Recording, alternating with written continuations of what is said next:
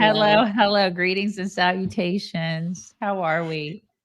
It's been a morning already. Just a little bit. Just a little bit. We're already like woohoo, little on edge this morning. Little stressed out. Mm-hmm. And we'll get into that. But actually, I think for the most part, this is going to be a very fun show. We've got a lot of silly, lighthearted things to get to, some cultural things to get to. In fact, we're going to kick off the show with something that has nothing to do with politics whatsoever.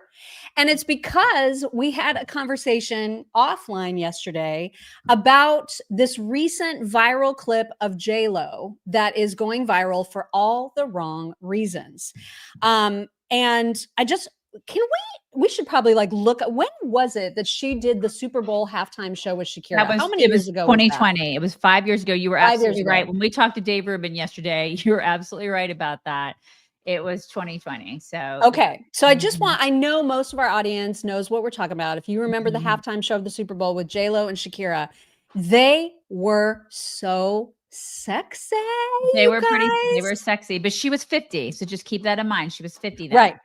So I was asking Daisy yesterday offline, because the reason that this clip of J-Lo is going viral right now is because people are in full on cringe mode over how overtly sexual she's being. So just so we all are seeing the same thing, here is the clip that's kind of making the rounds right now. We don't even need to have sound. Well, I mean, she doesn't really make sound. She's barely singing in this. She's just grinding with the dude. There's just a lot of grinding. There's a lot of grinding. Very sexual things in this clip with various gay men. So men that don't really like women. So there you go. It's like a full-on orgy, right? And extensions, lots of extensions. Lots of extensions. So anyway, so that's what's going viral. So we were talking offline yesterday, and I was saying, why just 5 short years ago was her performance considered so hot, and I considered it super hot, but now it's super cringe. Granted, she's 5 years older, but when did she cross the line? From is it an age? Yeah. So we were talking is it an age, or is it her life has become so? I don't know. I think it's like you go from 50 and you're like, oh, she's so hot. She's still hot at 50 to 51. You're like, get off the stage, grandma. I think there's a line, you guys. There's a line, you cross it, and then you can no longer get up on a stage and grind in a bathing suit looking thing. You just can't do it. Somebody's saying because of Diddy, but I think it transcends. Now, Dave Rubin, when we talked to him yesterday, he used the example of Tina Turner. Tina Turner could get away with that. Don't give too much away. I won't. Yes. I won't. But I won't. But she could get away with it. But I loved that example because she was never grindy. She was just sexy. You know what I mean? She just emanated she didn't have to simulate actual intercourse. No. And there are a lot of women like that. But see, nowadays, I think women get up on a stage and they feel like they have to do that because they have no talent. And therein lies the difference between J-Lo and Tina Turner. Tina Turner was a true talent. And she also was inherently hot. I mean, she just happened to be hot at the same time. But I think J-Lo is talented. I mean, I think she's a good dancer. I think she's a reasonable singer. She's a terrible singer. But her songs, they've got some catchiness. No. Listen, people, it used to be that we had the Whitney Houstons and people like that who could sing. The people who got famous for singing could sing. Nowadays, it's getting up there and shaking your ass, and that's singing. It's don't do it at 55 and expect for people to be like, oh, it's so great, because I don't know, man, because to me, she looks exactly the same as she did 5 years ago. She looks amazing. Her body is amazing. All the, you know what I mean? The normal things that you would be with Madonna, for example, who she filled her ass with fake stuff. And then she did her face and put all the things in her, and she looked so ridiculous that it was easy to say, okay, Madonna, that's out of control. Right. looks the same. She's able to do the same kinds of dancing. And so I just don't know what has changed specifically between 5 years ago and today. 51. 51. It's a cutoff. 51's the cutoff. It's like, I think it's 51, you guys. It's like you become 51. You're like, get off the stage, grandma. That's what it is. That's my theory. And I'm sticking with it. It is the age 51. of 51. That's right. 50. It's 51. And I just don't know if that's right. I just wanted to get everybody's opinion about that because I'm like stunned at the reaction to everybody saying, get off the stage, grandma, when 5 years ago they were like, oh my God, you are so hot. 51. It's the cutoff. Okay. So there it is, you guys. 51 is the cutoff. Your mileage may vary. You can tell us at what age you think you guys got to get off the stage, grandma. Let us know, grandmas. Except for if you're Charo. Oh my God. Heartside Labradors. Charo. Remember Charo? Coochie coochie. Yeah, of course I do. All right, you guys, make sure you're checking out our socials, chicksonright.com/links. All the fun stuff is there. We're fighting with all sorts of people. Also, but not with Dave. God help us. Also, we had an interview yesterday. It's coming out tomorrow at 1:00. Tomorrow is Wednesday, right? Yes. Tomorrow at 1:00, it's coming out with Dave Rubin. We love talking to Dave. He's so dear. Yeah. Love talking. It's been a while since we talked to him. So we got to catch up with him. And we also talked about the J-Lo thing, as well as a lot of other things, a lot of anti-Semitism in the conservative world and all sorts of other exciting things. So an interesting note about Dave, like in advance of talking with him, because we invited him on our show specifically because we wanted to get his take on how so many people that we've long admired in conservative circles have seemed to have gone off the deep end completely with respect to Israel. And because he's had friendships and relationships with some of these very people, we were like, what? You were close to these people. Like, what is the reason for the change? So you need to listen to that episode tomorrow to get his take on that. But in the meantime, a clip that we did the other day about Candace, maybe it was yesterday even. Was it yesterday? Where we talked about Candace just like saying insane things. She has now invited us on her show to debate us on Israel. And we just need to tell you guys, there is no way in hell we're doing that. We're not going on her show.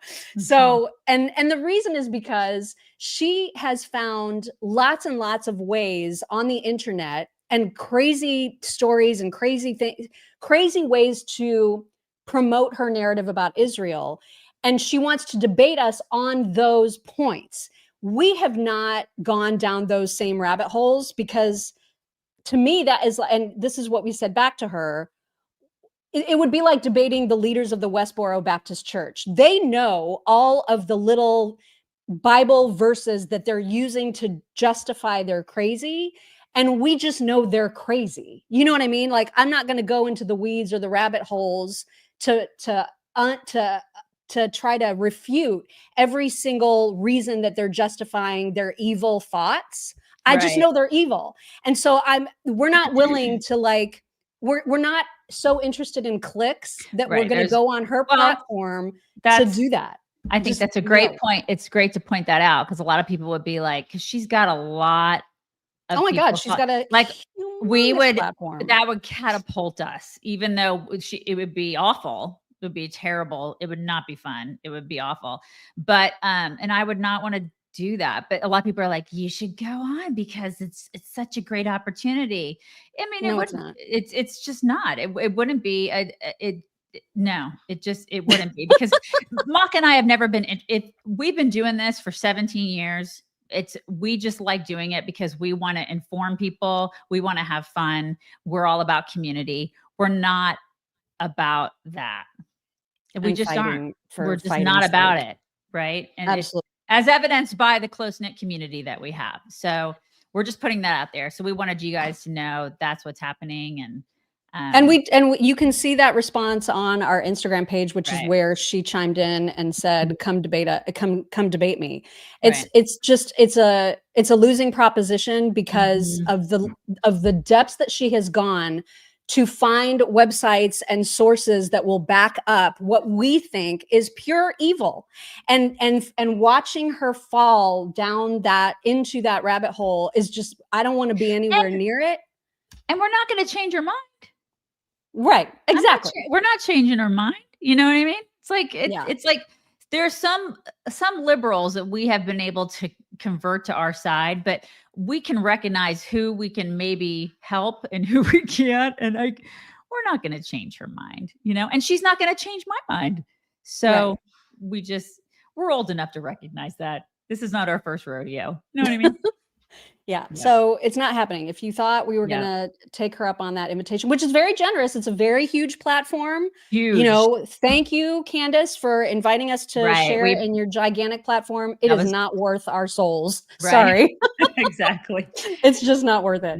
But I will tell you what is worth it. And that is making sure that you know what temperature your meat is cooked at. Oh with my Chef God. IQ scents. You guys, these are amazing. The greatest gifts too. I gave one to our son-in-law. He loves it. And then when Bubby, our son, Bubby, my daughter calls him Bubby. When he gets here, I'm giving one to him too.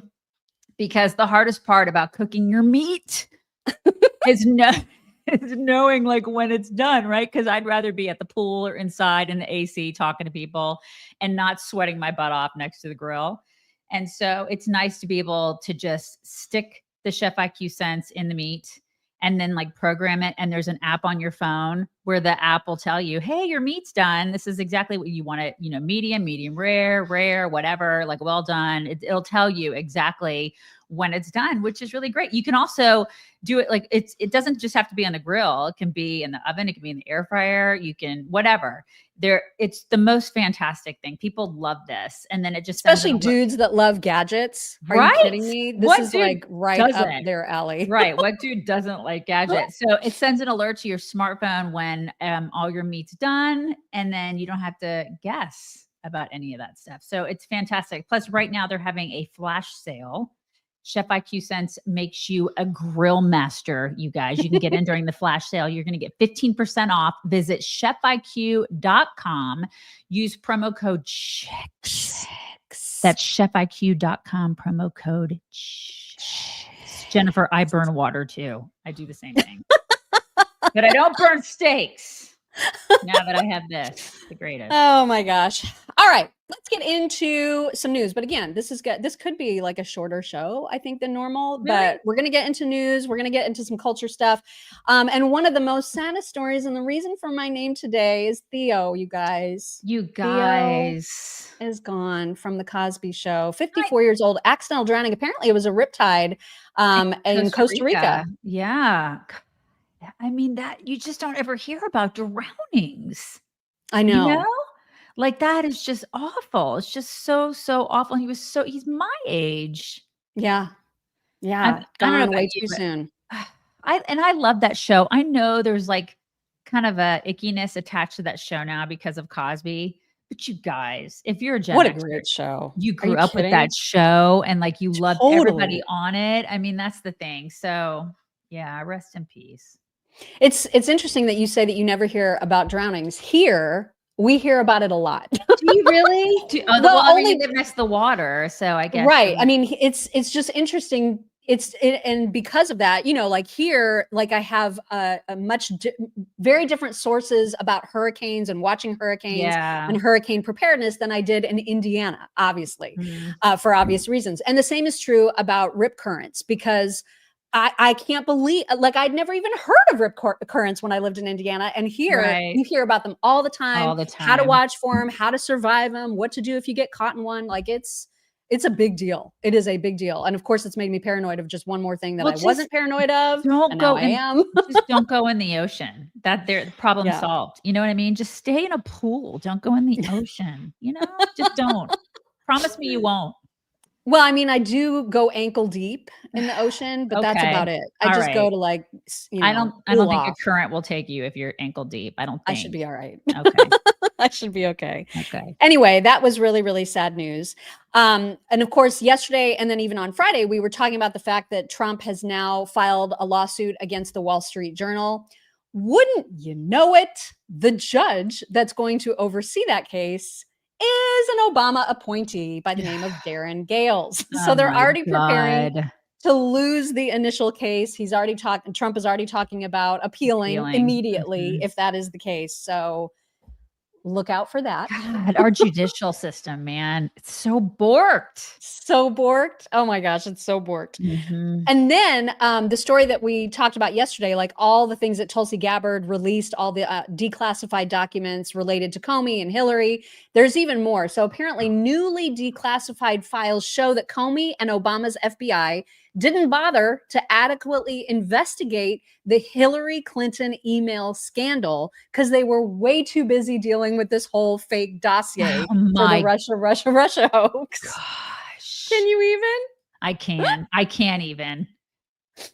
It's just ridiculous. So yeah, the Comey's FBI, Peter Strzok included, they ignored a major national security breach by Hillary Clinton that they should have thoroughly investigated. But of course, they were very, very busy going after Donald Trump. Unbelievable. But believable, right? But also very, very believable. Yeah. Yeah. So that has happened. And then also, speaking of things getting declassified, 230,000 pages of documents related to the assassination of Martin Luther King Jr. have also just been released by Tulsi Gabbard. I have not looked at a single solitary one of those. I'm waiting for other people. I know, right? I'm waiting for other people to read it and report back. That's the thing. How can you write 230,000 pages on this? I feel like that's I don't think they're necessarily written about it, but it's just all the files related to that's what I'm saying. Emails exchanged, whatever. But that just shows you how bureaucratic our government. You know what I mean? It's just it seems like a lot of documentation when it should just be like 5 pages of this is what happened. You know what I mean? Right. 230,000 pages. I feel like that's excessive. Well, if there were a lot of questions asked and a lot of, details provided, different people to talk to, whatever. I don't know because I haven't seen a single solitary page. And again, I feel like that's a job for somebody else to comb through and then just give me the Cliff Note version, Yeah, perhaps. Just God, it's still. Or can we just say, put all those documents into Grok and have Grok say, here's what they said. 20,000 sounds about right. I know. 230,000? Okay. Right.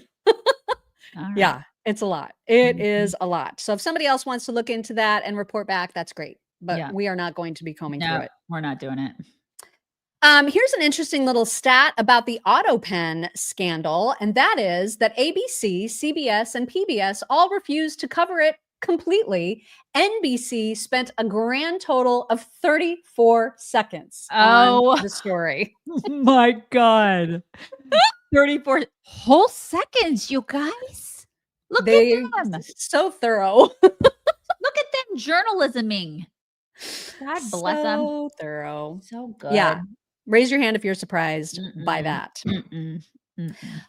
Also, you guys know how slim our majority, the Republican majority, has been in the House ever since the election. I mean, it is by the skin of its teeth thin. And now it has unfortunately gotten one thinner. We knew this was coming, but now it is official. Republican Mark Green, I think he's from Tennessee.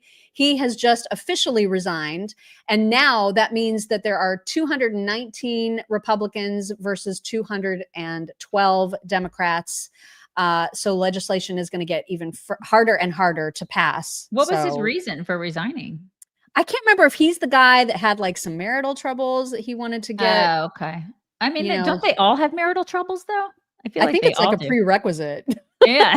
I feel like you have to have a shitty marriage in the house, right? Yeah. I forget exactly his reason, but yeah, he's gone. So all right. That is a thing that has happened.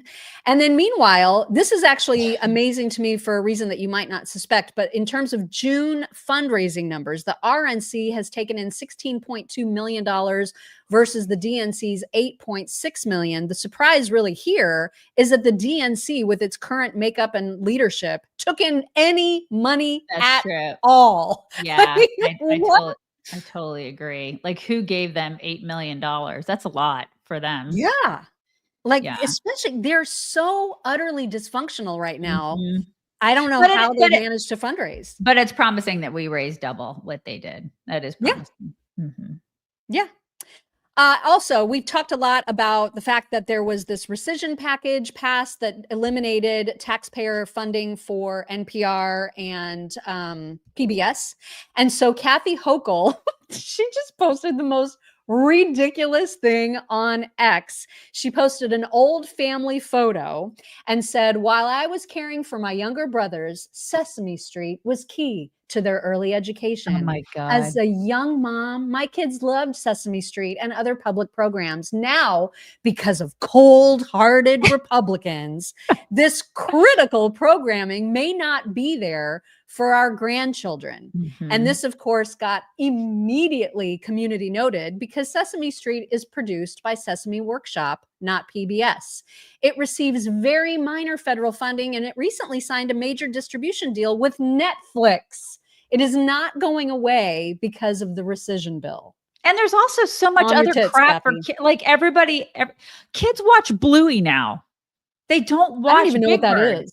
Okay, well, I'm a grandma, so I know. Like, they're not watching Big Bird, okay? They're watching Bluey and all sorts of other crap. They're not watching Big Bird. I'm sorry, but it is what it is. Like, lady, get a grip. It's true. I mean, when Jackson was itty bitty, he didn't watch Sesame Street. He watched Choo Choo Soul. Right. Which I love. Oh my God, I loved Choo Choo Soul. You did? I love Choo Choo Soul. We watched reruns of Choo Choo Soul. But like, my daughter watched like Sophia the First and Yo Gabba Gabba. I mean, I have no idea what those things are. This is the thing. It's like, no, there's so many other shows that kids watch now. They're not watching that stuff. They're not. We did. We grew up on Sesame Street and like the Electric Company. Yes. Yeah. Morgan Freeman. Yeah, I love that show. Right. But it's like, just like, that's stuff of the past. It's it's not what kids are watching anymore. Choo Choo Soul. My God, I love that show. I love Choo Choo Soul. So good. You know what else is good is Field of Greens, especially if you do not eat enough fruits and veggies. I don't. I totally do not. I don't. I don't. And listen, Field of Greens will keep you out of the doctor's office too. I don't like going to the doctor. Same. And so I try to be very proactive with my health. I do the best I can, even though I don't eat a lot of fruits and vegetables. So I do drink a lot during the day, not alcohol, even though you guys probably think that's what it is to drink, but it's not alcohol. I drink a lot of water and I don't like water. And so I like to put stuff in my water, and every day I will drink some Field of Greens to get my fruits and veggies. It's like a life hack, because I don't get fruits and veggies in my diet. So 1 glass of Field of Greens is like an apple a day, keeps the doctor away, but it's way better than just an apple. It's all the fruits and veggies. So they will give you it's a money back guarantee. You guys will give you your money back if you don't see improved health, that's tremendous and huge. Who does that, right? They're backed by real results. People who take it report better energy, improved cholesterol, stronger hair and nails. And, your doctor's going to be like, your labs look really, really good. So make it part of your day. See how much better that your life can be and feel, how much better you feel. You can get started with 20% off and free shipping. So visit fogchicks.com. Use our code CHICKS. That's fogchicks.com, code CHICKS. And don't forget the most important thing. What's that? Freaking yummy. I recommend the one that tastes like sweet tea, which is like the yellowish. I like the greenish, yellowish. Yeah, that's her favorite, but I like the sweet tea one. So there you go. And that was like the main thing. We were like, okay, yeah, but does it taste good? And they were like, why don't you just try it? And we were like, okay. And then we were like, oh my God, this tastes amazing. Please keep sending it to us. Uh-oh, you're muted. There you go. Okay, I'm not anymore. I'm not. Because I dared to move in my seat. Don't do that. You know better than to ever move. And what was I thinking? Okay, so here is a story that I saw yesterday that just made me so mad. You guys remember the fires in California, and I didn't actually know this, but there was a bunch of performers who put together a concert, a benefit to raise money for all the victims of the fires, people who lost their homes. And it was called Fire Aid. And these were like big name people, Pink, Billie Eilish. There's a bunch of people that performed. Gwen Stefani was there. I mean, I saw like a bunch of, a lot of big performers. It was big. It was huge. And I just was utterly unaware of it. But, good on them. Good on all the performers for wanting to do something to help out the victims. So the problem is that people like regular schmoes like us would be compelled to watch that and to support it. And we'd be like, okay, this is a legit organization that we are sending our money to, and it will definitely go to help the people that were impacted by the fires. The problem is the organization, the umbrella organization that was responsible for taking in the funds received from that event distributed all the money to various nonprofits who barely went through a vetting process, like barely. And so then it was like 120 different nonprofits took in that $75 million. Do you know how much money has gone to the victims? I don't like nothing. Hardly $0. Nothing. Yeah. 100 million. They took an 800 million for the wildlife recovery, and then 100 million from the Fire Aid concert, zero for people that needed it. So who's getting it? It's like all the people at the top, like the nonprofit execs. And so there was a woman who was actually impacted she lost her home in the fire. She's also a reporter. And so she went on she did all the digging into these nonprofits to find out where did the money go? And she did a report on it. She's trying to raise awareness. And this just made me so freaking mad, you guys. Here is what she uncovered. You are the editor of Circling the News. Yes, we can clearly see that. Thanks for the work that you're doing. So this is personal and professional for you because you lost your home in the Palisades fire, but that's not necessarily how this story landed in your lap. How did this all come to be? A reader sent me a little note and said, I've never seen any fire aid money. How do I apply for fire aid money? And I thought, well, I've never thought about that. There's 12,000 people, basically 12,000 homes gone. Those people probably want to know where the money is. This will be an easy task to find out. So I contacted the Annenberg. They never responded. And the Annenberg is Foundation, because they are overseeing the wildfire funds, yes. So I emailed them several times, they never responded. I called them several times, they never responded. And finally, it was like almost 2 weeks later, a woman got back to me and she said, oh, I'm sorry for the delay. The person you need to speak to is Chris Wallace. He's a media spokesperson for wildfire funds. So I contacted Chris and I said, victims want to know when they can get their money. Seems like a very simple question. He said, basically, they don't. All this money are going to nonprofits, and then nonprofits will take care of making sure the money's distributed. So I looked at initially they gave $50 million to about 120 nonprofits. When you go through, I would urge everyone to just go to the nonprofits that are listed if you want a good laugh. I mean, one of the nonprofits cleans preschool bathrooms. Oh my God. Well, after the fire, who knows? Maybe there is a preschool bathroom that needs cleaning. Yeah. In other words, a lot of these nonprofits are ancillary, if you will. That's a nice way of saying it. And you urge people, our viewers, they can go on the Fire Aid website. And yes, in terms of if you're Fire Aid, you can say, we have listed all the nonprofits. So they've given out $75 million so far, and you can see for yourself each nonprofit that has received money. The vetting process, though, that's an interesting angle to this story as well, because there's still another round of funding that will be given out. If you're a nonprofit, you would just have to fill out a simple, very simple questionnaire. Six questions. So what do you make of the vetting process? I think they're not helping the victims at all. And to be clear, we have reached out to actually the Attorney General, Rob Bonta, to see if this is on his radar, because this is a whole lot of money and you are well connected in your community and you don't know anybody who has received fire aid money. That's correct.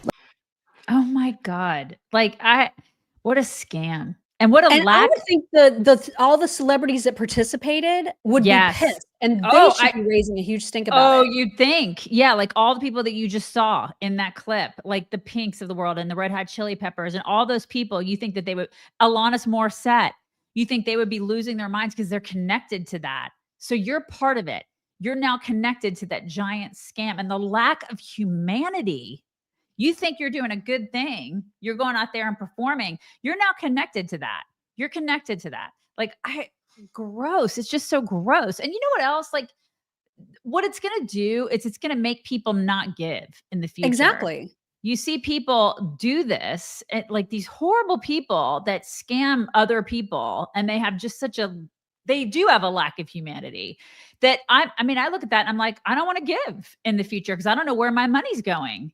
It's not going to go to the people who need it. It's going to go to like a bunch of executives that are getting rich or richer.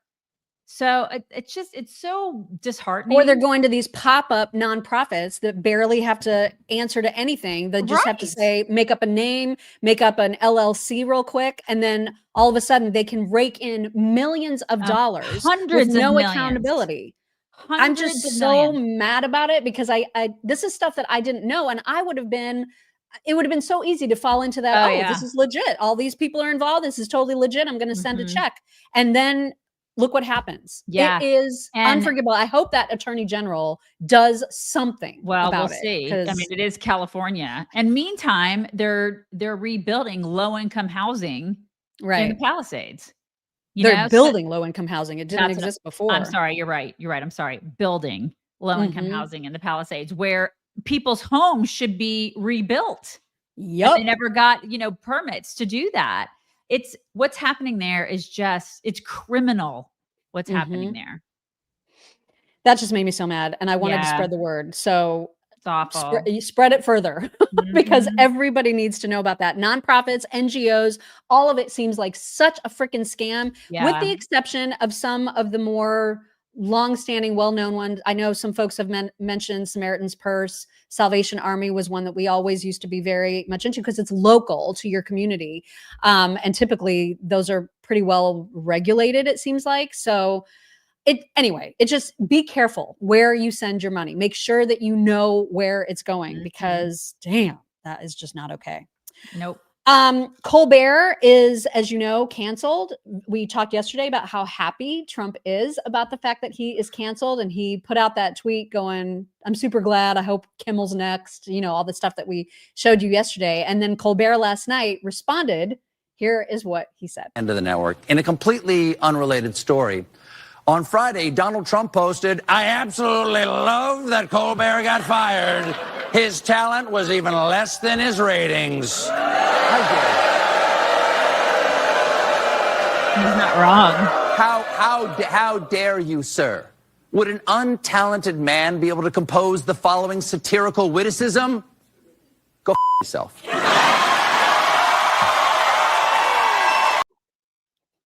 That was his response. And that is exactly why you're getting canceled, dude. You're not funny. It's not original. You're not funny. Remember the vaccine dancing? I do. And they did not learn a lesson from that. Nope. Obviously, Colbert got the same Democrat marching orders. Hey, cussing is really cool now, so try to do that as much as possible. Right. And Jon Stewart got the same memo and also included dancing. Let's bring it down. Let it be quiet. Fuck yourself. Just go fuck yourself. Everybody. Fuck yourself.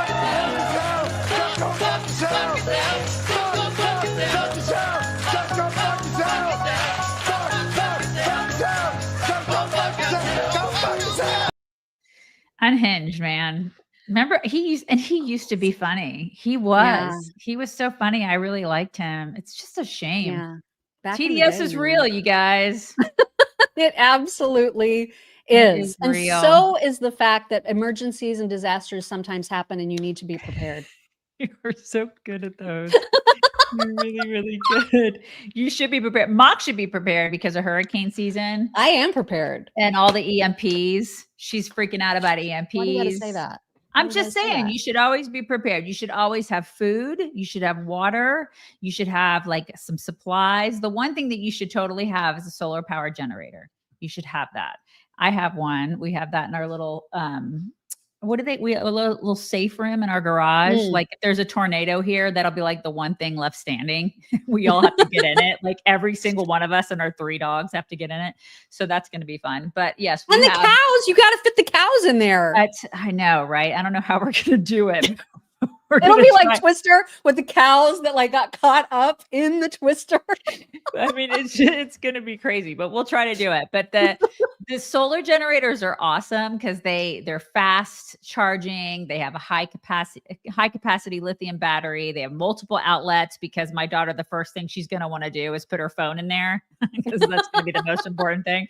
She's got to get on Instagram, and it also to plug in. You can plug lights in there, small appliances.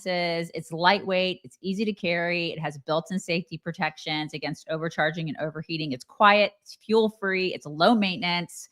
And then you also should get a 6-month emergency food supply from ReadyWise too, because they're awesome and they have really good food. They have really good banana chips, as Mock can tell you. And soup. Yeah, they have all sorts of stuff. Really, really good stuff. So definitely do that. Count on ReadyWise to help you prepare for any emergency, you guys. Visit ReadyWise.com. Use code CHICKS10 for 10% off. That's ReadyWise.com for 10% off with code CHICKS10. Speaking of like how I hear different things being here now about hurricanes, this is like the craziest factoid that I'm going to just throw out because I can't believe I know it. So silly. But like I read the other day that there's sub-Saharan sand that is traveling across the ocean, like up to where Florida is, up to where we are.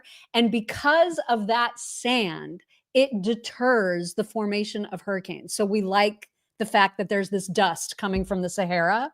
And so why would I know? Like, I have never known anything like that. And now I'm like, oh, look at that. I welcome the Saharan dust. Right. You're such a South Carolinian now. Crazy. I know, it's absolutely nuts. All right, moving on. We need to talk about the fact that Megyn Kelly hosted Rahm Emanuel on her show. And Rahm Emanuel his name is being thrown around as a potential contender for the White House in 2028. He is someone to watch because he would probably describe himself and other people describe him as more of a moderate Democrat. Reasonable. Yeah, a reasonable Democrat. And he's definitely trying to position himself as such. She went after him pretty hard, asking him very direct questions about where he stands on the whole trans issue. And here's just a little bit of that. Boys should be able to play in girls' sports. No. Do you used to say this to President Clinton and President Obama. Sound is not always fury. Sometimes it's just sound. And don't assume just because somebody's screaming at you, they represent more than their own voice. should we be putting men in female prisons? Men claiming they're women? No. And all right, here's my last one for you.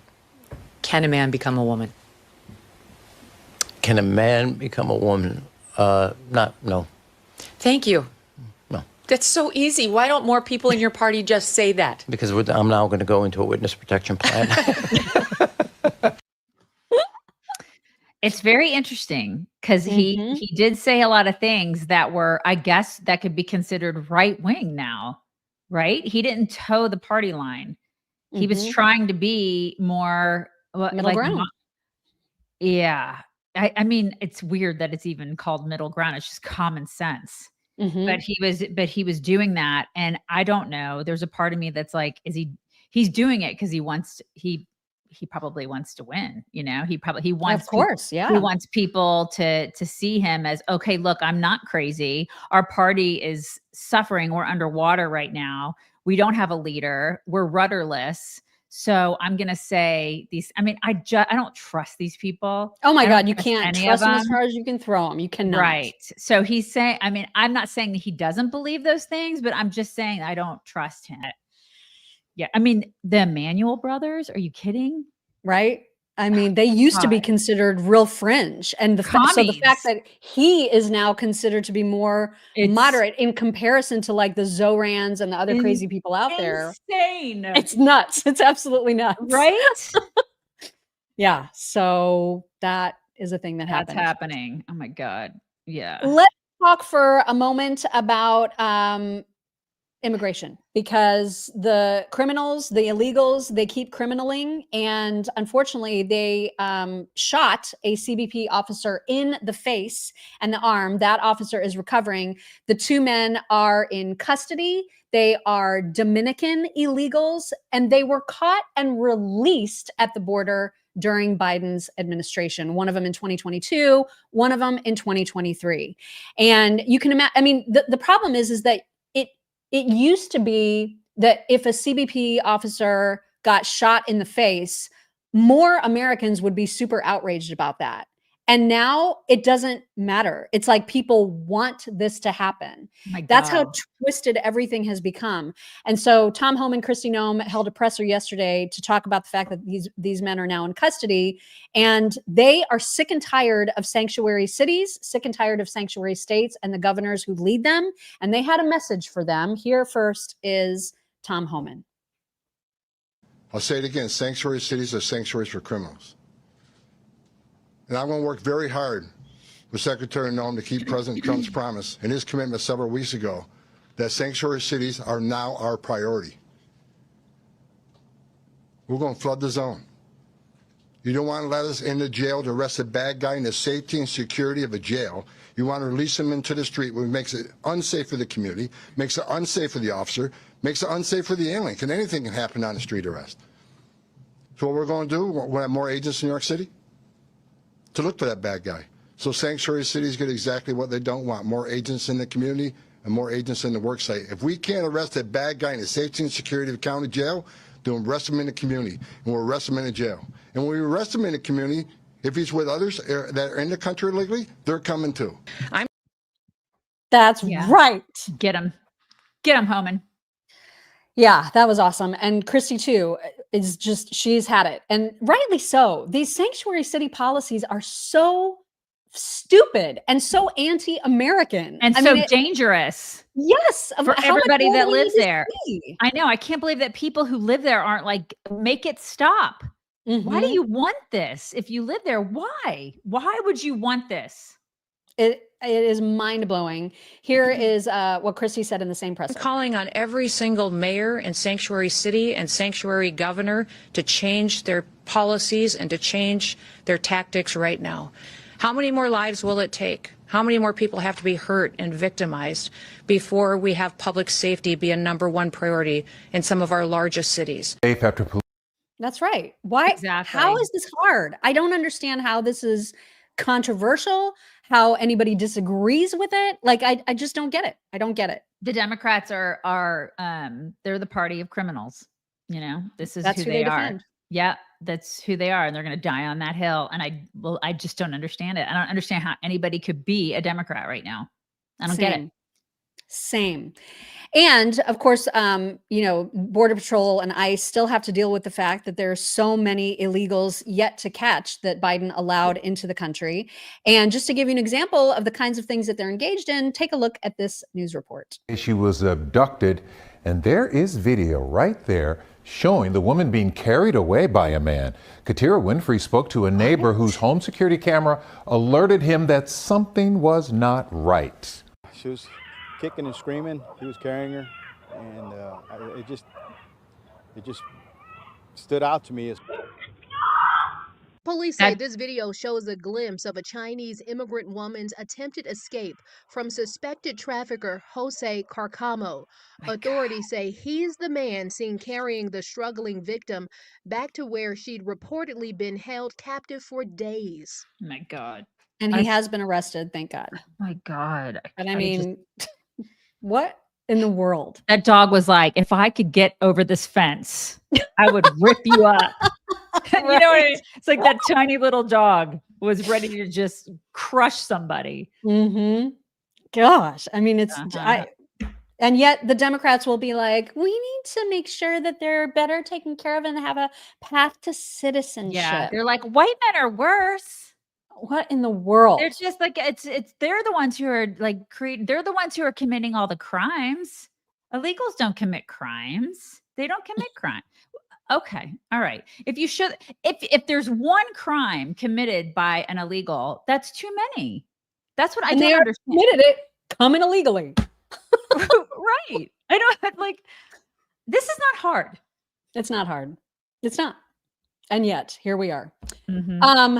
The other thing that you're probably seeing if you're on social and particularly X, there are a lot of people who are insisting that Israel is starving Gazans because there are like 700 different aid trucks. First of all, why is Israel the responsible country to feed the country that attacked them? I was just going to ask that. Like, I don't feel get like that. they get so much aid. I feel like it's their responsibility to feed themselves. The reason that they're not getting fed is because they're using all that money for terror and tunnels. Right. So maybe if they fed their people, they wouldn't be starving. Yeah. I mean, Israel should be like, F you. We're not going to feed you. You keep attacking us. You put our babies in ovens. We're not going to, why would we feed you? I don't understand. It's asinine, right? The standards that are in place for Israel are insane, absolutely insane. And yet they continue to do all of those good things, right? Like they have 700 trucks waiting with food and aid. And yet every time they try to deliver, it gets stolen by Hamas. It gets ransacked by Hamas. They get shot at. I mean, like it's impossible. Now so the stories that you're hearing are Israel is starving Gazans. UNRWA, of course, is one of those people, one of those age groups that is saying it. The people of Gaza are being starved. The Israeli authorities are starving civilians. Among them are 1 million children. Lift the siege. Allow UNRWA to bring in food and medicines. And so Emily Schrader responded, you literally have 700 trucks waiting to be delivered right now, and you are refusing to do so because it's unsafe due to Hamas threats and mob violence. That's the real problem. Stop distributing propaganda that obfuscates the truth. While Gaza humanitarian food, I think, updates is risking their staff's lives to ensure the Gazans get aid, you're letting them suffer by not doing your job. The propaganda is out of control about this issue. Even Cindy McCain, who's trying to say, because she's the WFP chief, she's saying this is a worst tragedy we've ever seen. And the Gaza Humanitarian Foundation said, well, this is awkward. We've been trying to reach you and you won't talk to us. You won't respond to us. We want to help. Let's set up a meeting. We will come to you. But of course, that messes with the narrative. So Cindy doesn't want to address that. It's freaking insane. Yeah, how it is we're really, being misinformed about it. I mean, that place could be a paradise by this point. It could be an absolute paradise with the money that's been funneled into that place. But the leaders there are like, nah, we'd rather spend it on terror. We'd rather destroy Israel than help our own people. I mean, it's just, oh my God. So AG posted, if you want, because finally the Washington Post is even starting to figure this out. They wrote a piece saying Hamas facing financial and administrative crisis as their revenue dries up. The military wing is struggling to pay their terrorist fighters, while the Gaza government that Hamas has long run is cutting services and salaries for police and ministry employees. Why? Because when they get food from like Gaza, the Gaza Humanitarian Foundation directly, and that aid does not have to get paid for by Gazans who Hamas charges $100 for a bag of flour so that they can keep recruiting more terrorists. Right. This is what AG points out. If you want to understand why there's been so much panic and daily false reports around the efforts of GHFU, Hamas's entire financial structure was centered on making money from diverting aid. UNRWA was complicit. Without it, Hamas can't pay their fighters. So this is all, like, to me, it's just like, how do people not see this? Why do people keep blaming Israel? Oh my God. Because the Jews. Because the Jews, right? The Jews. Everything is their fault, Mark. There's a Israeli special envoy by the name of Fleur Hassan. I'm going to butcher her name, so I'm just going to show you her bio so that you can see it before you hear her explain what's going on in the media. We are fighting 7 proxies of the Islamic Republic of Iran. We fought Iran. We've had rockets from Iraq, from the Shias. We've had rockets from the Houthis. We've had rockets from Hamas. We're fighting a very difficult war with Hamas. We've had rockets from Hezbollah. But the invisible war going on right now on your news channels is actually very scary and very real. And let me tell you what it is. The world has turned upside down. The bad guys are the good guys and the good guys are the bad guys. That's right. Indigenous people of Israel, the Jewish people, the people that King David created Jerusalem 3,000 years ago. The Jewish people have been in the land of Israel for over 4,000 years ago. And somehow, we're the colonizers now. That's coming from academia. The victims are now the aggressors. The feminists are supporting rape. And the queers are marching for Palestine. Are they kidding? The media has been taken over by the woke mindset, which is all about the oppressor and the oppressed. And of course, if you're Jewish, you can never be oppressed because you guys work too hard. You're successful. You have to be a very, very special type of victim for anybody to feel sorry for you. Certainly, you can never be a victim. The news is not news anymore. The news is an agenda. They platform anti-Semites that are bottom feeders. They're the worst of the worst. They're fringe. And all of a sudden, they're platformed and raised. The medians now are political commentators, and they're taken seriously.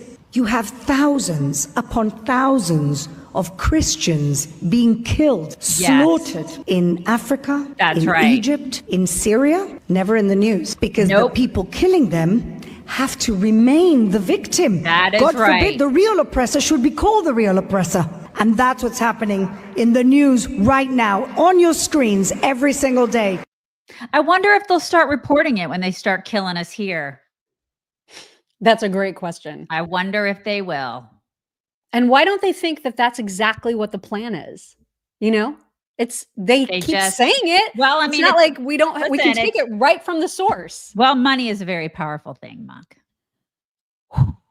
Wow. Wow is all I can say to that. And then what's super interesting is watching what they've created start to eat their own. Like, so if you think about AOC platforming somebody and promoting somebody like Zoran, right? And being part of the Columbia protests, aligning herself with the pro-Hamas protesters. It's interesting because just recently her office, her Bronx office was vandalized, and it was by a group calling itself the Boogie Down Liberation Front. And they said, they left behind a note saying the Bronx is sick and tired of people like AOC and Richie Torres using us as a stepping stone for their own careers. The Bronx stands with the people of Palestine, and we denounce the hypocrisy of AOC, who voted to fund Israel's ongoing genocide and starvation campaign, FAOC. So she's not even fringe enough for the most radical among them. It's wild to watch stuff like this. Right? New York, man. It's oh my god, it's just the beginning. Like it's just the beginning. That is just wild. Right. Okay, hide your kids, hide your wives, hide them all, hide your dogs, hide your cats, hide your gerbils, hide them. Definitely hide the gerbils, because we have a highly inappropriate video from the brilliant and talented Lyle Culpepper coming at you right now. Did you know that there's a humanitarian crisis happening right here in our country? Did you know that there are literally thousands of peaceful, violent activists who are hungry and unemployable all because they stood up to freedom? There are students that can't afford dry cleaning for their keffiyehs. They can't afford to cover their basic needs like water bottles and hydrogen bombs. It shouldn't be a career-ending crime to pitch a tent. It shouldn't be a career-ending crime to resist arrest or beat up Jews. It shouldn't be a career-ending crime to call for an end to a genocide by calling for a different genocide. It should not be a career-ending crime to commandeer a university library and take Zionists hostage. But now the world has decided that our crimes are career-ending. How will our income be covered? How is our income going to be covered? Who will cover our income? Hi, I'm Lyle Culpepper, founder of Covered Income, a new fund aimed at giving a financial lifeline to the morally bankrupt. We provide aid to comrades whose activism has made them toxic to employers. We have helped thousands of social justice warriors get back on their feet and back on the streets. Don't just take my word for it. I got expelled from school for ripping down posters of alleged kidnapped Zionists. But thanks to Covered Income, I don't need a degree or a job because my income is covered. I got covered income. I got covered income. I got covered income. I got covered income. Your neighbor probably got covered income. Your mom definitely got covered income. And you can get covered income too. Visit coveredincome.com to join our family because you make a difference. Oh my God. The logo, man. The logo is the greatest. Yes. Covered income. Oh my God. It's Anyway, now you see why I told you to hide everybody. right. Hide them. Hide them, you guys. All right. I know people are like, how have you not covered the Hunter Biden interviews? We're saving the best for last. We're saving the best for almost last. Almost. He has been making the rounds, you guys. And in one of the clips that we're going to play for you, he suggests, not vaguely, that he would run for president. Can somebody just throw him some coke and make him shut up? I feel like we could just like throw him some drugs, and then maybe he'll just and then he'll just be quiet. He'll go in the corner and do whatever it is that junkies do. You know, he will have you know that he has been sober for I want to say like 5 years is what he claims anyway. I think it's 5 years. Anyway, we'll get to that. Okay. But first of all, you need to know how furious he is at George Clooney for George Clooney's role in writing that op-ed about how Biden was like not on his game and didn't recognize him at a party, blah, blah, blah. Very, very upset at George Clooney. Here is what he said. And I don't know, what is this guy? It's the Channel 5 with Andrew Callahan. I've never seen this guy before. It was a great interview. Greatest interview, though. Greatest interview. Just such a strange fellow doing the interviewing. But anyway, here is a clip of Hunter just going off, not just on George Clooney, but on all kinds of people. But fuck him. Fuck him and everybody around him. I don't have to be fucking nice. Number one, I agree with Quentin Tarantino. Fucking George Clooney is not a fucking actor. He is a fucking, I don't know what he is. He's a brand. And by the way, and God bless him. You know what? He supposedly treats his friends really well. You know what I mean? Buys them things. And he's got a really great place in Lake Como. And he's great friends with Barack Obama. Fuck you. What do you have to do with fucking anything? Why do I have to fucking listen to you? What right do you have to step on a man who's given 52 years of his fucking life to the service of this country and decide that you, George Clooney, are going to take out basically a full-page ad in the fucking New York Times to me and James Carville, who hasn't run a race in 40 fucking years, and David Axelrod, who had one success in his political life, and that was Barack Obama. And that was because of Barack Obama, not because of fucking David Axelrod. Oh my God. I can't. He acts like he's contributed anything to society other than dick pics that nobody wanted to see, other than Harry Sisson. Don't forget the art. I mean, didn't he create art with his poo? Did I just make that up? Wasn't it his poo? Somebody accused him of doing that, but he said in that same interview that was like a big fat lie. You guys, he blew art like through a tube or something. Blow art. I mean, I don't know exactly how that works. Contributed jack squat. He is like the biggest Nepo baby ever. He's a crackhead Nepo baby. Okay. Like to boot. And he acts like he's actually contributed to society. What a complete pathetic loser. He is such an encapsulation of the Democrat Party right now. Totally. He's like this pathetic loser that's just wanting so badly to be relevant still. And it's like, dude, just take all the seats. Like you're, oh my gosh. Well, he's making like all the rounds. So that wasn't even the only show that he's recently appeared on. Now, you just heard him say that George Clooney basically is a sucky actor. Which I mean, he kind of has a point. I mean, think he's a decent actor. He is. I do agree with the fact that he is kind of like the same guy in every single movie. I do agree with that. Yeah, that's probably true. That's like a Jennifer Aniston thing, kind of. Right. But I don't think that Hunter gets to say that. You know what I mean? Well, and it's interesting how from show to show he approaches the George Clooney issue slightly differently. So you just heard him like rip on his acting on this show, and I don't even know what show this is, but he was also bitching about George Clooney, just did it a little bit differently. Really?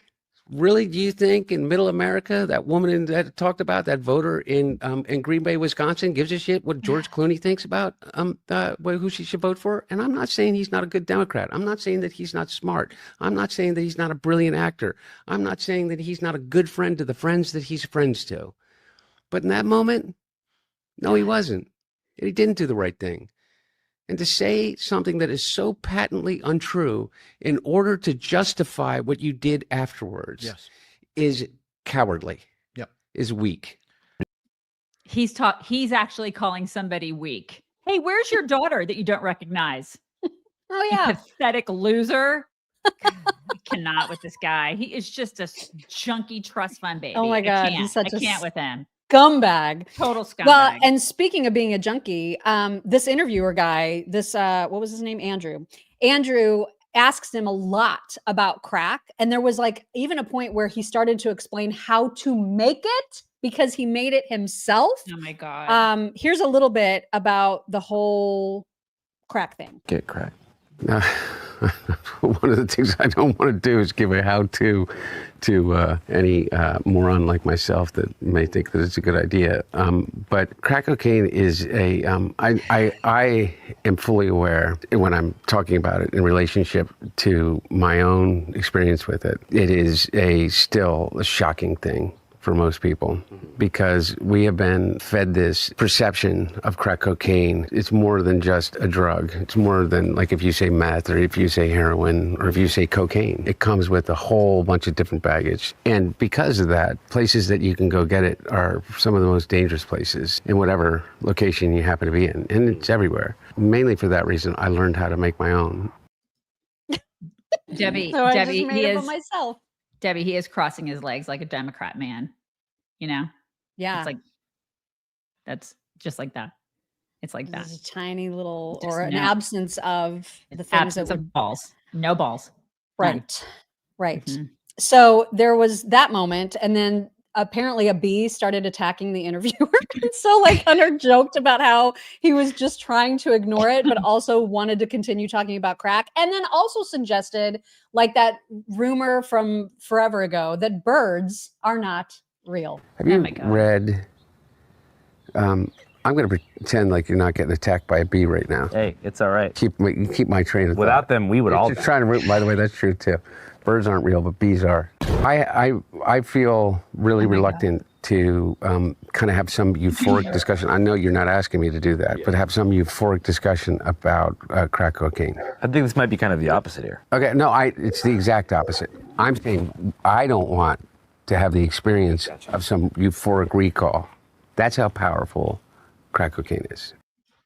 Wow. I keep talking. I hope that they allow this guy to just keep talking because he is just keep doing it because it's such a beautiful gift to the It GOP, is. I mean, you know? the whole interview is extraordinary. Like almost too many clips to choose from. Yeah. But man, if you thought he was like cuss-tastic in that earlier one, when they started talking to him about Trump's immigration policies, Oh my God. he lost his mind. But this is where you can start to hear later in the clip where he gives himself as an example. Well, when I run for president in 2, 3 4 years from now, this is what I would do. And then you're like, oh my God, he may be serious about that. Oh my you guys. God, I can't. I just love it. Check this out. Be like all these Democrats say, you have to talk about and realize that people are really upset about illegal immigration. Fuck you. How do you think your hotel room gets cleaned? How do you think you got food on your fucking table? Who do you think washes your dishes? Who do you think does your fucking garden? Who do you think is here by the fucking sheer fucking just grit and will that they figured out a way to get here because they thought that they could give themselves and their family a better chance. And he's somehow convinced all of us that these people are the fucking criminals? White men in America are 45 more times likely to commit a fucking violent crime than an immigrant. And the media says, well, you got David Axelrod and, Rahm fucking Emanuel. So fucking smart, Rahm Emanuel. He said, we got to understand that these people are really mad. And we got to appeal to these white voters. Rahm, the only people that fucking appealed to those fucking white voters was Joe Biden, 81 years old, and he got 81 million votes, and he did not because he appeased their fucking Trumpian sense, but because he challenged it. And he said, you can be an 81-year-old Catholic from fucking Scranton that doesn't understand it, but still has empathy for transgender people and immigrants. And then nobody said, oh, Joe Biden's going to turn us into a socialist state, no matter how much they said it. But these guys think that we need to run away from all values in order for us to lead. I say, fuck you. How are we getting those people back from fucking El Salvador? Because I'll tell you what, if I became president in 2 years from now, or 4 years from now, or 3 years from now, I would pick up the phone and call the fucking president of El Salvador and say, you either fucking send them back or I'm going to fucking invade. It's a fucking crime what they're doing. This guy is a nightmare. Who do you think smuggles all my coke across the border? Who do you think does that? Who do you think's gonna clean up all the mess that the whores made in my hotel room? Who do you think's gonna do that? It's not me. I'm not gonna clean it up. I don't do that. I just feel like he's still high. Oh my God. It's like, who do you think's gonna clean up all the coke off the carpet? I don't do that. This guy is out of his mind. Out of his mind. And he seems wired. Like not that I know anything about being on drugs, because I don't, but that seems very high strung. You know what I mean? Either that or it's just residual. Like it's fried his brain to the point where there's no turning back. That's a possibility. Good Lord. I cannot. He was also he was weighing in about whether or not the Democratic Party is in disarray. And he starts naming people that he believes are fantastic Democrats to take the party forward. Here he is on that. They're doing. He's a fucking dictator thug. Bukele or Trump? Both. Think the Democratic Party's dead? No, I don't think the Democratic Party's dead. I think that there's some really incredible leaders in the Democratic Party. Wes Moore gives me incredible amount of hope. He's incredibly dynamic. He's so goddamn smart, and he's truly a genuinely decent human being. I love Governor Moore. I think that Tim Walz is an incredible leader. I think that Kamala Harris is an incredible leader. Whether or not they can run again, I don't know. Or whether or not they want to run again, I don't know. I think that the Democratic Party, that thing that Will Rogers said, I don't belong to any organized party, I'm a Democrat, is that everybody in every election before a president or somebody is nominated to lead the party says the Democratic Party's in disarray, there's no leadership, nobody's doing anything, and everybody, that's always been the Democratic Party. But someone will emerge. There will be a leader that will emerge. Yes, said the guy who boinked his dead brother's wife. Remember? Do you remember? There's so much about this guy that is just so skeevy and disgusting. Like he is the poster boy for skeeve. Which is why, to your point, Banshee agrees with you, saying Hunter Biden coming out of hiding to give a profanity-laden rant about who will pick his crops and invading El Salvador to save MS-13 members is just so perfect. Yes. I hope he does more interviews. Yes, he is a gift. He is a gift on a platter to the GOP. I love everything about this. Keep it coming, Hunter. Keep it coming. Yep. And speaking of horrific interviews that do not go well for the person being interviewed, your favorite, Harry Sisson, went on, I don't even know whose podcast, and just looked so dumb. Here is a sampling. Please enjoy. I think we're already finding it out a little bit. Like Trump, you mean? Yeah, Trump. You think Trump? I mean, I think there's definitely some connections here. Between like the rise in online culture and the rise in insecurity in young men, and then like being like, oh well, Trump speaks to my insecurities. He says it's this person's fault, so it must be their fault, and I'm not the problem. Whose fault? Well, Trump picks on like a variety of people. He picks on immigrants. He picks on women. I mean, he blames a lot of these things on all these groups. And a lot of these young men will feel like it's not me. I'm not the problem. It's not my fault that I don't go out to parties and get girls. It's the immigrants who are taking my job. Some dumb shit like that. The immigrants are going to the parties? Yeah. That's right. Really? Is that what's going on over there? That's what Trump is saying. You got the MS-13 at NYU? No, we don't have MS-13 at NYU. They're doing freak offs with your girls. We got to get maybe. our women back. We got to send them over to Bukaka so we can get our girls. You're going down the alt-right pipeline right now. Don't do that. You were the one that was saying this is happening. No, it's what Trump is saying is happening. You got to pull yourself out. Trump is saying that MS-13 is getting too much pussy up here? Trump is not saying. I love him. I need to be friends with him immediately. So great. Oh my God. Curly hair guy is like my new favorite person. I love him. He's like, what? MS-13 is going to frat parties? What? At NYU? That's why you guys aren't getting girls? Okay. Why Trump saying are that. you gay? What? Why are you gay? What's going on? I love that whole interview. God, Harry Sisson is just such a paid operative. He just has no original thought. God bless him. He's going to wake up at 40 and just realize that his life sucks so hard. You know? Yeah. Did you guys see the picture of him at the gym? Like one arm. He's like holding, he's holding jacked like arm. Like holding a fake penis in one hand. Yeah. You can't sugarcoat that. I mean, it is what it is. Like I was going to try to say something literally, else. he's holding it like that. It's what he's doing. Yeah. Yeah. And then the other one is holding the phone, but it's really skinny and it's really odd. The whole thing is just odd.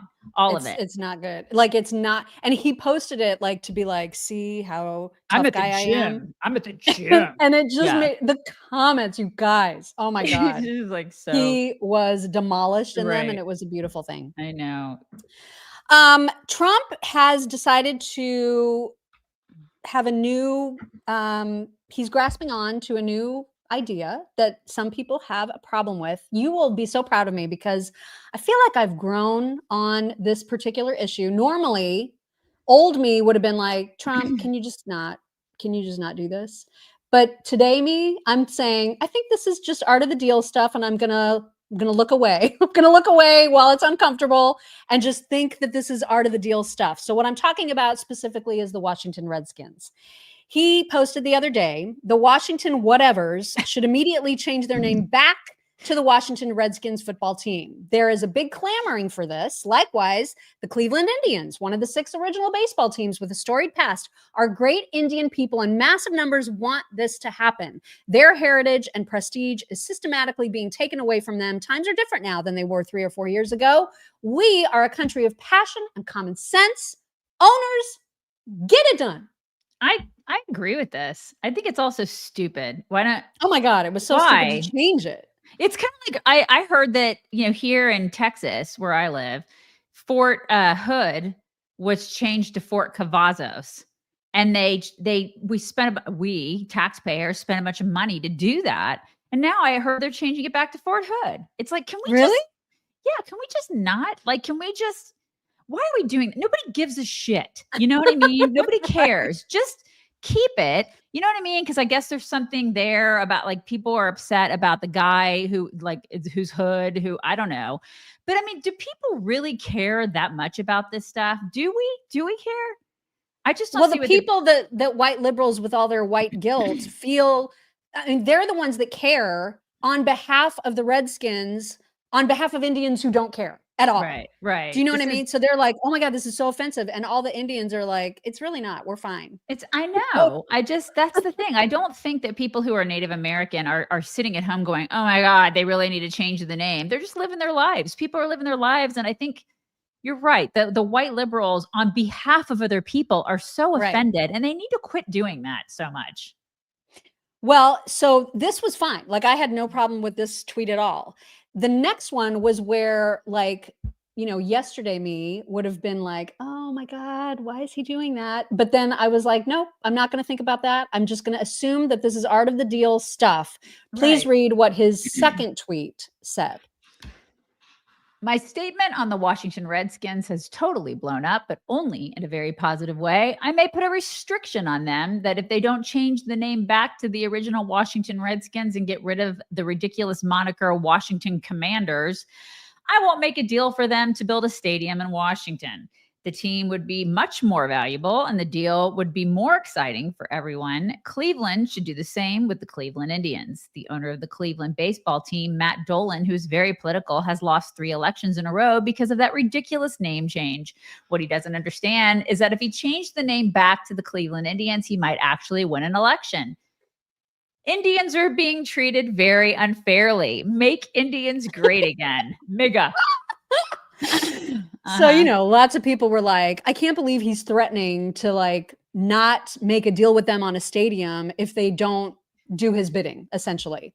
And so, you know, people are mad about that. But one of the reporters asked Karoline Leavitt about this because they were like, he can't be serious, right? Like, is he serious about this? And she was like, oh, yes, he's very serious. You know him. And this is what he's doing. Here she is. Was the president serious or was he joking this weekend when he said he might block a Washington Commanders stadium deal if they don't change their name? The president was serious, and as part of the art of the deal, part of his negotiating skills, as you know, sports is one of the many passions of this president, and he wants to see the name of that team changed. Why is he getting involved in that? Why does he see that as part of his purview? I think you've seen the president gets involved in a lot of things that most presidents have not. He's a non-traditional president. He likes to see results on behalf of the American people, and if you actually poll this issue with sports fans across the country, and even in this city, people actually do support the president's position on this and the name change. I'm down. I'm totally down for this fight. I am too. I totally am too. I am. So we'll see. We'll see what happens. But and it's yet another thing that he's doing, right? I mean, the guy has so much stuff on his plate. Oh my God. And it's like, you know, we talk about all the things, all the wins he's had in the past 6 months. And this is just another thing that he's like, yeah, I think I'll handle that too. I'm going to tackle that too. This is why I love him. I don't know how he does it. I don't know where he gets all the energy to do all of these things. It's absolutely incredible. Incredible. My husband follows golf. I'm not a golf fan and I don't generally follow it, but it's impossible, you guys, to not know and love Scottie Scheffler. So if you didn't see his win this past weekend and the amount that he adores his family, oh my God, it's just the cutest thing ever. And the fact that Nike has somehow figured out, maybe we should stop doing woke shit and focus on what's really important to people, like family shit. Maybe that'll be better for us. Right. And so they did. And they released this beautiful ad that said, you've already won, because his little toddler. Oh my God, it was so just cute. The cutest thing ever. So cute. And then he was in a presser where, you know, the press was obviously, how does it feel to win such a big tournament? Oh my God, like you must feel amazing. You're so rich, blah. And so he brought everybody back down to earth in just the best way possible, by saying what's really important. I've worked since I was 2 or 3 years old to have a chance to play professional golf for a living. And now I've been able to win tournaments that I just dreamed of playing in. And it's an amazing feeling. And I'm so grateful to be able to live out my dreams. But, you know, like I said, my faith in my family is what's most important to me. And I try to live as normal a life as possible because I feel like a normal guy. I have the same friends I had growing up. I don't think that I'm anything special just because, you know, some weeks I'm better at shooting a lower score than other guys are. As it should be. I love you so much. As it should be. Yeah. I love that. I absolutely love it. He's a joy to watch. Joy to watch. All right. I know this is like a non-traditional sort of topic for us, but I cannot stop thinking about the dude who got sucked into an MRI machine. Did you hear about this story? Oh, I totally did. Yeah, I absolutely did. We talked about this. My husband and my daughter and I talked about this yesterday, actually. This freaks me out. And it's bad because it's literally those things could pull a car. You know what I mean? It's like, why did he walk in the room? Why? Well, here's the report. If you don't know what we're talking about, here is the news report about this is a true story. This is what happened. This is like something out of a Final Destination movie, but it happened in real life. It all went down this past Wednesday afternoon at 4:30 when 911 gets a call for an emergency at NASA Open MRI in Westbury, New York. 61-year-old Keith McAllister had brought his wife Adrian in for an MRI of her knee. Here's where the story starts to differ. Adrian says the technician brought Keith into the room so that he could help her get out of the machine. The employees say Adrian started to shout out for help, which caused Keith to come running into the room. Employees say they were telling him not to open the door because the machine was in use, but he entered regardless. Either way, When Keith McAllister opened the door, the MRI machine started reacting to the 20-pound chain around his neck. The machine started pulling Keith into the machine, choking him. The chain had a large lock on the end, so they weren't able to get it off. And the technician and Adrian tried pulling him away from the machine, but they were unable. Adrian says her husband waved goodbye, and his body went limp in her arms. Keith was then transferred to a local hospital, but died the next day after succumbing to his injuries. Oh my God. It's the most horrific thing. I know, right? Oh my God. I mean, I'm sure they did try, Linda, to immediately shut it down, but like once you're in that and oh my God. And a 20-pound chain? Why? And I know some people are saying he's trying to help his wife. I just, yeah, I mean, the circumstances are up for debate, but right. Oh my God. God. And listen, and you know, there's probably going to be a lawsuit because the door wasn't locked or whatever. There's going to be a lawsuit. There's going to be some sort of malpractice, something, you know, there will be. Yeah, for sure. Yeah. Mm-hmm. Oh my God. Anyway, I just can't stop thinking about it. Cannot stop. Totally awful. And you know, every time you've had an MRI, they ask you like crazy, are you wearing anything that has metal in it? Like, do you have underwire? Like anything that could attract the magnet. They want you taking everything off. And I'm like, I'm always so freaking weirded out by that. And I'm like, I have metal in my back. Right. You know what I mean? So, and now I've got this knee. Now I know that they're safe for MRIs, but still, like you think about all that stuff. All of it. And these are the stories that just stay with me and haunt me. I mean, wow. It's awful.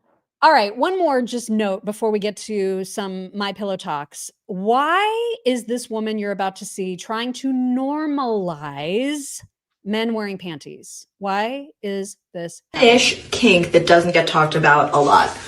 Men wearing women's lingerie. It is so common. Men love to, not every man obviously, but a lot of men enjoy wearing women's panties, and there are just so many more men out there doing that than anyone realizes. So I get a lot of calls from girlfriends and wives who are like, oh, I caught him in my panties, or I found a bunch of women's underwear that he likes to put on.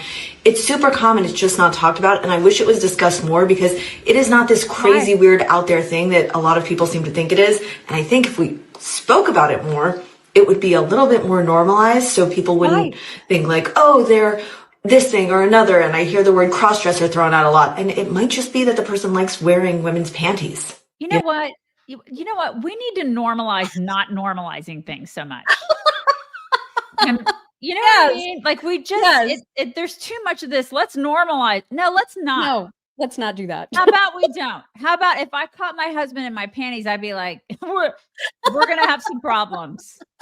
We're about to have some problems. But it's super common, Daisy. Don't you know that it's super common according to... Not in my house.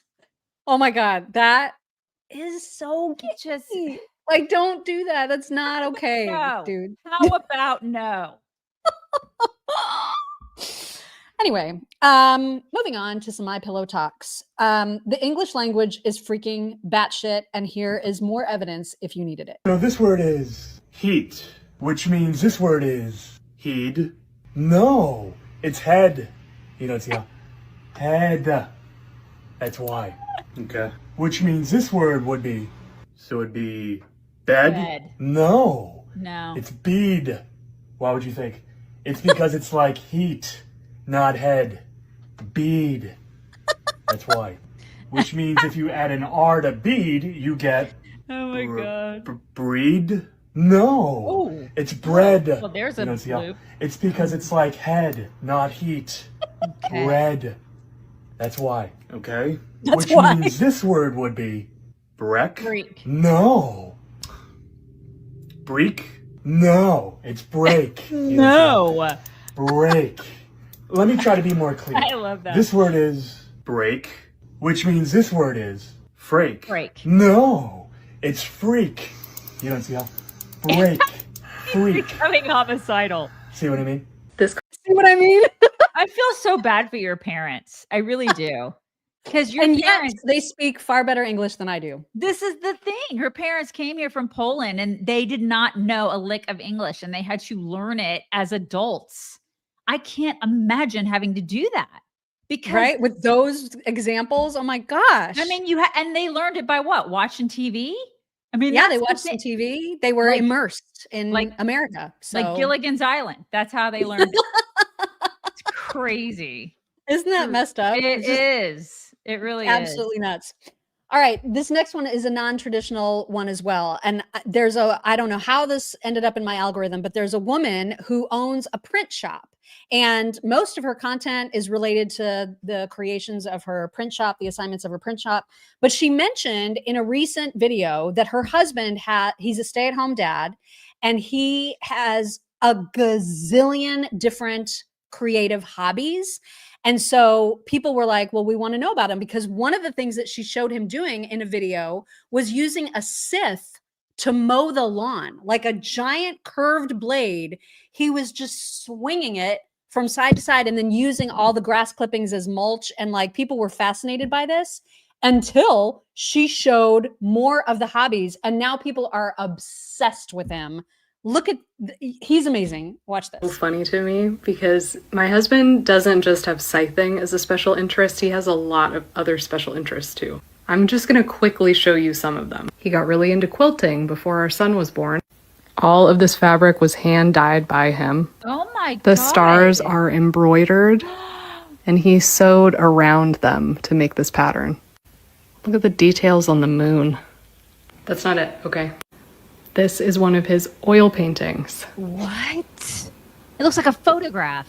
Right? Another one. And another one. Oh my. He got really into watches. So not only did he build this pocket watch, but he also enameled the watch face. What in the world? This is glass enameled. We literally have a kiln in our house now because of this. God, I am an underachiever. Of his photography that he printed himself and hand sewed the binding on. These are all photos that he took while working as a merchant marine on a container ship. Unbelievable. Happy to talk about more of these things in detail. He's gotten into other stuff too, but if you're interested, let me know in the comments. In his spare time. So people let her know in the comments, oh my God, we need to see him doing some of the, like, this is absolutely incredible. So she posted a video of him in the process of making that quilt. And it was mind blowing. The things that this guy can do I was just like, I am a loser. He's like a total savant. I know. I'm like, I'm an underachiever. Okay. Oh my God. Right. Like I get like, if I start reading a chapter of a book, I'm like, look at me. I have a hobby. This guy is like freaking making the most amazing things. Making watches. Isn't that incredible? Yeah, that's remarkable. It is really remarkable. Just had to share that. Also, would you do this? Yes. I totally would. Absolutely. Yes. That would be either person. That would be so much fun. God, it would be so much fun. So much fun. Yes. And either role would be fun. I feel like the jumper is safer somehow, because what if you like really take off and you go past the ball pit? That's true. You could go, like a child could go past the ball pit. That's scary. Yeah. I mean, but it does depending look on how kind of much fun. you weigh. Oh my God, it looks it looks like a ton of fun. All right. And then lastly, I know dog owners, cat owners, pet owners out there will relate to this. I used to do this with Ella when she was probably like 2, 3, 4, 5. I would pre-grieve her death, where I would get myself into an absolute tizzy of tears, thinking about ultimately the day that she would pass away. Because you know it's coming, right? They don't live long enough. And I didn't know that this was a universal thing and that pre-grieving is a thing. But look at this precious man talking about it. Someone else mourn the death of their dog whilst they're very much still alive. Like, what kind of mental illness is that? She'll just be napping on me whilst we watch TV and I'll be like, one day you're going to be dead. Meanwhile, she's just farting away in her sleep, dreaming of tennis balls. If she so much as sneezes, I'm straight on Google being like, early signs of canine heart failure. I've written your eulogy like 7 times. I've rehearsed it. I know it by heart. She's 5. Why do we do that? I love you so much that I pre-grieve. I pre-grieve. Darling. Now that's either loyalty or extreme anxiety, isn't it? Never die. Never die. I'm very attached to Theo. Very, very attached to him. And he's very attached to me. It's like, I think you just attach yourself to certain dogs. I mean, like, I can't take a bath without him being right next to me. Like he's with me all the time. And so now I can't imagine life without him. So I get that. Do you pre-grieve him? Yeah. Cause I mean, like he's just so like a part of me now, you know? That's how I was with Ella Dog. Right. It's so hard. I mean, I was like that with Tessie too. Remember Tessie? And so I love Tessie. You connect with dogs, and like certain dogs are like part of you, and it is anticipatory grief, Catherine. Yes, exactly right. Oh my gosh. Yeah. So at least we're not alone, right? Like we all have felt that. We get it. Right. With Cash, I didn't do it because Cash he was pretty young, but that was just so unexpected. But yeah, I think when you go through something like that, you kind of go, okay, then you start thinking, oh my God, they could die, you know? And it was a miracle that Ella lived as long as she did. Like that was unheard of. A 15-year-old lab, like that never ever happens. But man, when she was young, I would get all welled up thinking about that day coming. And I'm glad to know that I'm not the only one that does that. Yeah. Dog. All right. We do have a thank you from yesterday from Renee Nadeau, who said, "Dear Rosie," referring to Rosie O'Donnell, "I have had congestive heart failure for years. It's water that gathers around the heart and is controlled by a water pill. Yes, you can live into your hundreds with it, and it doesn't affect your brain." Take that, Rosie. Yeah, Rosie. Laura Tens term. Oh my gosh, let me just get my glasses because I cannot see. Laura Temies, I think it's Temies, says, "Hunter is such an out-of-touch jerk. The majority of us don't have people to perform menial household tasks." Exactly. He's also racist. Very racist. And Angela Snyder said, "Please wish my friend Sherry a happy belated birthday. Sherry introduced me to you years ago, and we came to see you in Indy last year. We love the chick." Yay. Sherry. That's birthday. Awesome. And then Minnesota Solar Baby says, "I agree with you chicks. Do not feed the beast. Candace's level of evil should never be fed." Yeah, you wouldn't believe though the people who are coming to our Instagram page in droves. Like they are all over us and just beating us up there. So yeah, it's very right. She's right. I mean, she's got a huge following. I mean, she's got 9 million people, and it's like it's just very disheartening. It really is. It is. Yeah. Now you. Leah Shalek, to be fair to J-Lo, when I think of the raunchy lyrics, dances in today's songs, I remember how much I love Prince and even George Michael. Yes, but I think there's a double standard for women. And Prince, he was an anomaly, man. He was just a sexy little beast and was going to be that until the day he died. Yeah. Laura Kate Baker, I am with Daisy. I've never liked J-Lo music. That was gross. I just think she's overrated. Totally. And an overrated actress, too. She's just not that good. Brian Brumley, fact, kids who watch Looney Tunes make better adults. Full stop. I'm right there with you, Brian. Marcus Drake, the fire aid fiasco brings up another semi-scam, and it's why I won't round up my purchases for charity. The money may go to those causes, but the company making your donation is using it as a huge tax write-up for them. You know what? That is such a great point. I feel like so many people are doing that. Like you go to Taco Bell, you go anywhere you go, they're like, would you like to round up for so-and-so? And it's like, right. How do I know it's going to that cause and not just to you? And you're right. They do get a tax write-off. So that's right. You're right. R&R, did you really say you're coming out with Dave Rubin at 1 p.m. Eastern tomorrow? Why are you gay? Oh, and Pam Bondi is a lying liar who lies. Take my money. No, we're not. We're just our podcast with him is coming out tomorrow at 1 p.m. Eastern. So you guys definitely check that out for sure. It's going to be great. We love him. Marcus Drake, got a crow about this too. Going to visit my stepdaughter this weekend. Haven't seen her in 25 years thanks to her mom. Wow. She finally found me after searching for 20 years. Marcus, that's wonderful. Wow. As a stepmom, I think that is so wonderful. I love that she found you and you guys are reconnecting. That is fantastic. Good for you. Karen Elliott, newsflash, Bill Mallusion is hot. Have a nice day. He's got the best hair. Oh my God. He is hot, Karen. Jose Rodriguez, morning from Texas chicks. The day you catch me wearing my wife's panties is the day I stop wearing her bras. Just take my phone money. Raimundo. Good morning, chicks. I spent some time in the hospital and free at home today. I still managed to watch you every morning. Couldn't miss a day. Love you guys. Thank you, Teresa. Buddha Cha 1. Happy birthday to my beautiful daughter-in-law, Kirsten. She is a wonderful person and great mom to my grandson, Robbie. That is so sweet. I love mother-in-law, daughter-in-law relationships that are wonderful. I have a wonderful daughter-in-law too. So happy birthday to you, Kirsten. Teresa Raimundo. Ladies on the English language, watch I Love Lucy when Ricky is trying to speak better English before little Ricky is born. Hilarious. Oh my God. Those were the days when shows were good, right? Yes. Totally. Yes. You guys bring it in. Tuesday. You guys have a wonderful day and we will talk to you tomorrow. Bye, everybody. Hello, beautiful people. This is the Chicks on the Right's Indian correspondent. Thank you for watching or listening. Be very sure to like, subscribe, and ring the bell to stay up to date on all of their delicious content. Okay, thank you. Come again. Okay.